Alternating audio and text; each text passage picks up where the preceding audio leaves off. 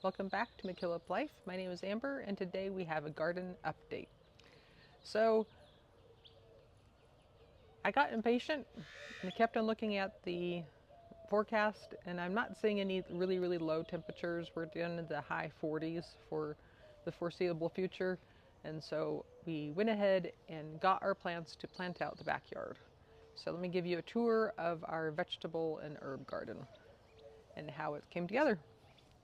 So not a whole lot has changed, but it's still good to record what we've done. So all of these pots here are okra. We did not find a whole lot of plants available in our local nurseries. Last year we were able to find some started plants for every single one of these pots here, and this year we only got these two big ones right here. If I can learn how to point through a camera, it's very confusing. So these two have grown plants. Everything else has seeds, so we'll be eagerly watching them for the next while to see them sprout. And we have Happy Puppies. She is always happy when people are out in her backyard. So at the end here, we had some strawberries that we had planted from slips from this box here last year, and they've taken off. They're excited, and so all I did was add some extra plants with them to help fill it in. So these were our strawberry boxes for the last many years, and the strawberries really aren't doing wonderful in them, so I decided to transition them. So I went ahead and planted some pansies just for the fun of it, but this box is seeded out with bushy basil. It's a variety. That's what I call it. I don't know the official variety name for it. I think it might be like globe or something. But it makes really tiny leaves and it's a massively bushy round plant. It's wonderful. So I put a bunch of those seeds in here, and then this one I seeded out with coriander or cilantro, however you want to call it. Because those two plants don't necessarily, they're not perennials here, they're annuals, and so this is a good place to have annual herbs.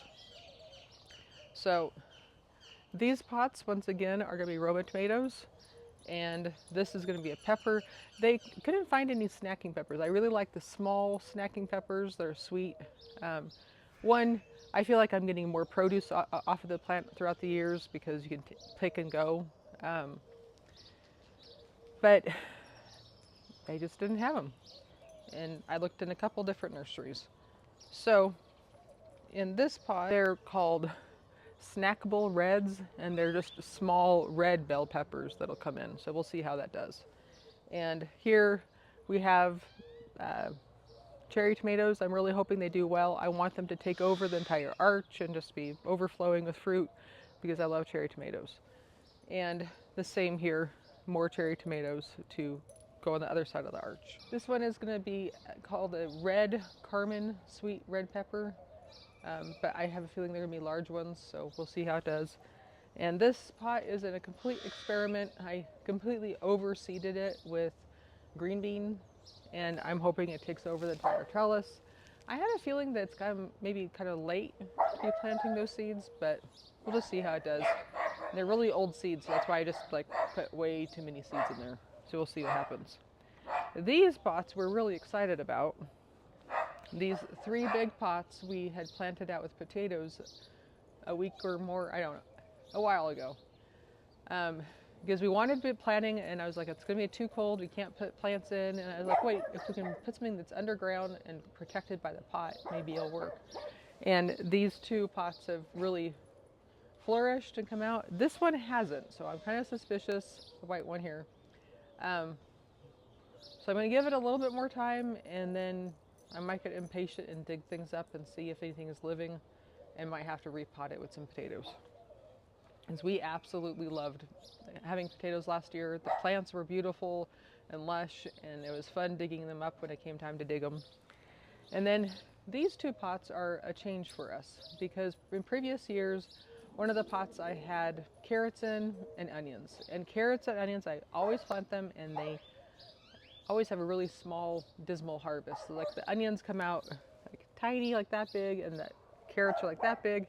The only time I really had good success with carrots was in the in-ground garden, and that garden has gotten so hard and the soil's just not good in it anymore. So trying to think about digging things up and working in it for any substantial harvest it's hard to bring myself to do that. So this is a complete experiment. We weren't going to grow these plants this year because we've tried growing them in the past and haven't had success. But I figured in this corner, we're going to plant watermelon and honeydew. And we'll allow it to sprawl all over this whole corner and do whatever it wants to do and be a big vine. Because previously when I've tried growing them, I always tried growing them up a trellis, and they've never done very well. So our family loves honeydew and watermelon, so if it does well, great. If not, I really didn't have any ideas of what to put in these pots anyways, so it won't be a big loss.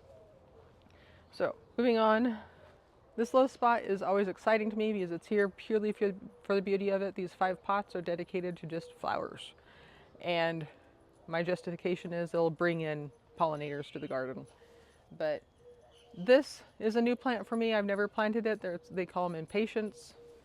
The middle one is a geranium, and then the 2 tall ones on either side are called stock. I've had those in flower arrangements before. I love the look of them. I love the smell of them. And then of course we have some little pansies in the front. So I don't know. Where you're from, do you call them pansies? Do you call them Johnny Jump Ups? I never know exactly what to call them.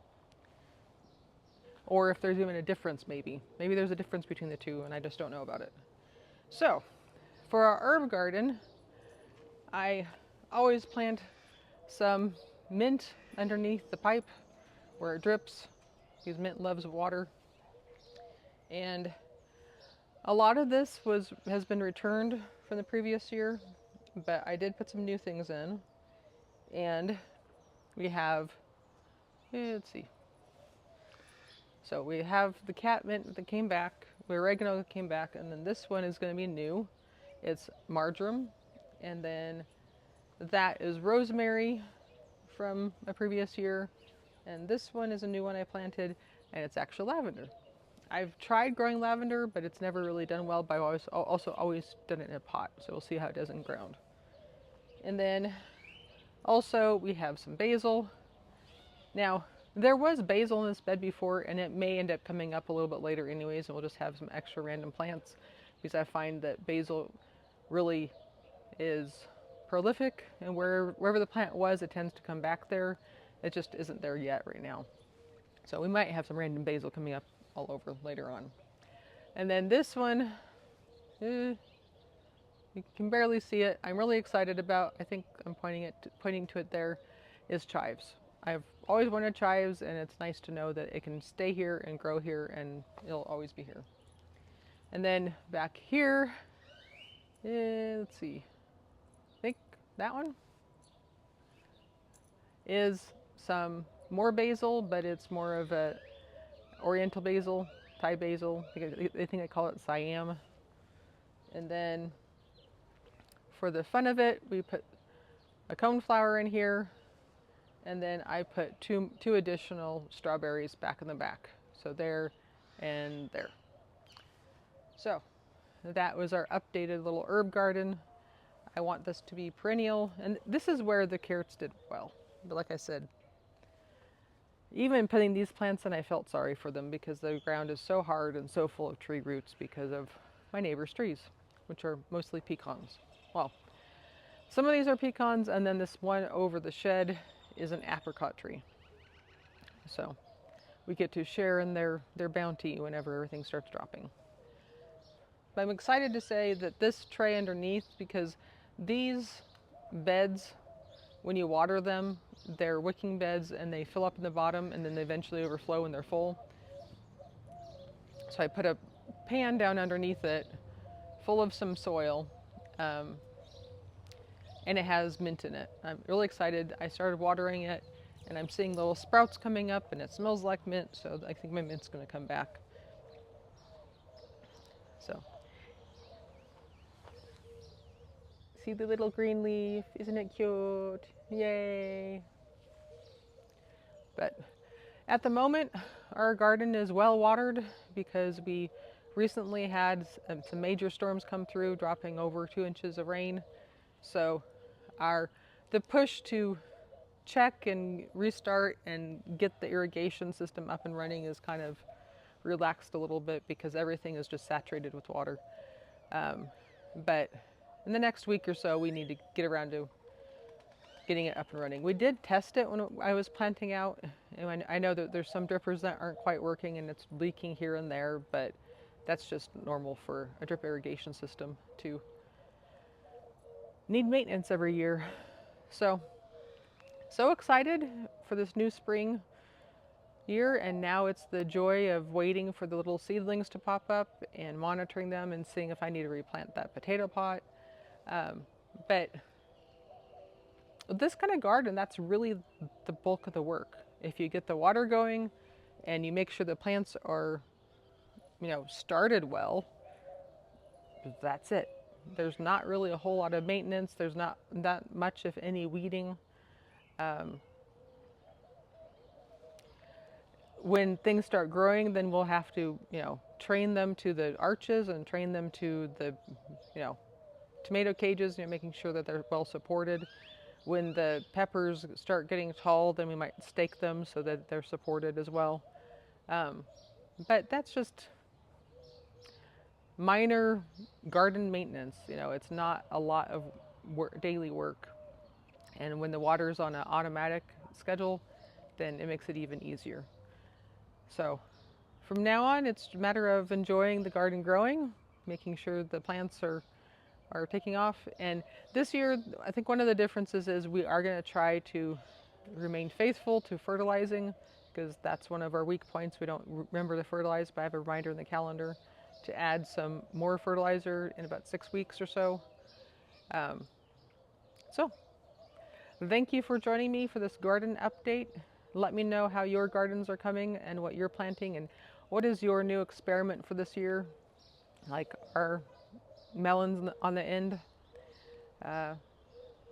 So until next time, feel free to like and subscribe, and I hope you have a wonderful day. Bye-bye.